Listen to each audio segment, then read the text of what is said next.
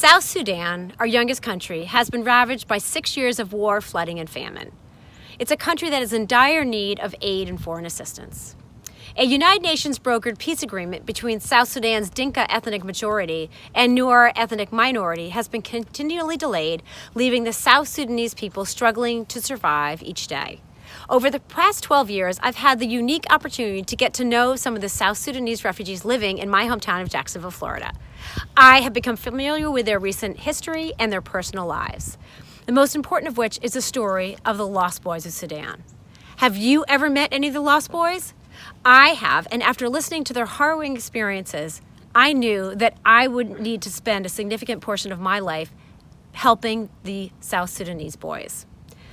I became a board member of an organization called Bridges to Sudan, which was established to help the Sudanese settle in Jacksonville, Florida. I met many of the Lost Boys and their families, and I've become intimately involved in their daily challenges and their never-ending perseverance, strength, and dedication to help their struggling friends and family back home in South Sudan. Before I continue, I'd like to highlight the journey of the Lost Boys. In 1987, the Second Sudanese Civil War forced more than 20,000 young boys from their families and villages in South Sudan to flee for their lives. They saw their fathers and their mothers killed and their sisters captured to serve as concubine slaves. Most of these boys were only 6 or 7 years old. They fled barefoot without food or water into the dangerous Sudanese wilderness to escape death or induction into the Northern Army. They thought their trek would last days, but it lasted months and continued into years, crossing over 1,000 treacherous miles. They had no food, water, or adult supervision. More than half of the boys, over 10,000, died along the way from dehydration, starvation, exhaustion, disease, or death from wild animals.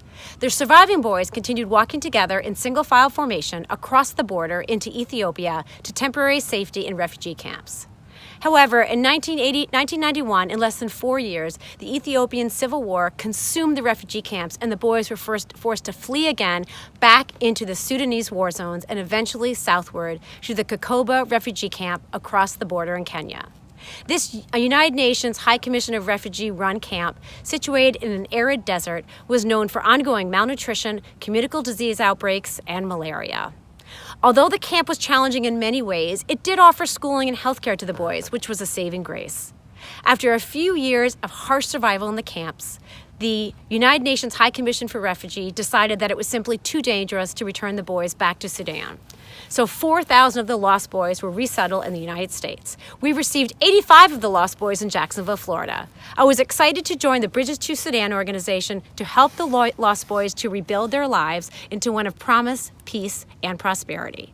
On July 9, 2011, I joined the boys to celebrate when they learned that South Sudan would finally gain independence from the North.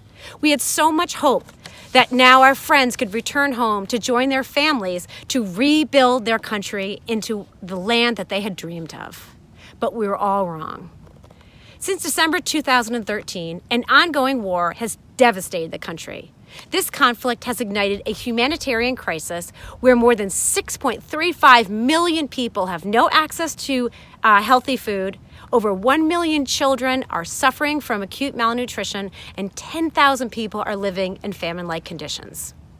Within South Sudan, almost 2 million people have been forcibly displaced, and an estimated 2.3 million South Sudanese refugees have fled to Ethiopia, Sudan, and Uganda. Many fear imminent attack or struggle with food insecurity. Floods have ravaged the lands of South Sudan, washing away farms, crops, and any sense of livelihood. Many villagers have become inaccessible during the rainy season, which has closed airfields and destroyed roads, limiting delivery of humanitarian aid to the isolated areas that need it most. South Sudan has one of the least developed telecommunication and internet systems in the entire world, which makes communication with the isolated areas almost impossible. These logistical constraints, combined with the ongoing conflict, make reaching people with the humanitarian support that they desperately need incredibly challenging and risky. South Sudan, a country of 11 million people, is one of our youngest nations with half of the population under 18 years of age.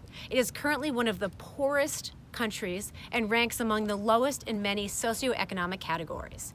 Infant and maternal mortality rates are among the world's highest, and educational attainment is one of the lowest due to the lack of schools, qualified teachers, and materials.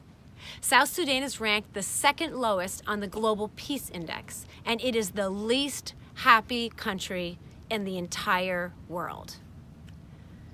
This situation in South Sudan is a true call to action. How can we help? I can share with you what I've done in northeastern Florida.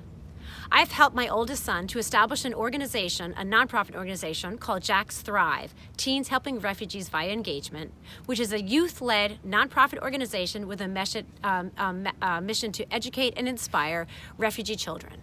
For the past 3 years, we've recruited and trained almost 200 middle, high school, and college students who volunteered approximately 5,000 hours to help more than 75 refugee students to achieve success in school and develop their social skills necessary to become leaders in their communities. Many of these students are of Sudanese descent, and their dreams are always to finish their education and then return to South Sudan to support their country. I've also organized a community educational forum called Jack's Thrive Journeys, which highlights the food, culture, and history of the countries of our local refugee populations in Jacksonville. This year, we invited a local Syrian physician to discuss the ongoing situation in Syria. And last month, we featured a Sudanese lost boy and a South Sudanese refugee to share their personal stories in an effort to increase awareness about the current situation in South Sudan. Our lost boy, Anthony Akek, founded a school for 700 orphans in his hometown within South Sudan. We are currently working on a fundraising campaign to support his school and his village with food and medicine. Financial supporters will receive some of Anthony's handmade cows. I am also an adjunct professor of public health and nursing, where I teach classes on global health-related topics.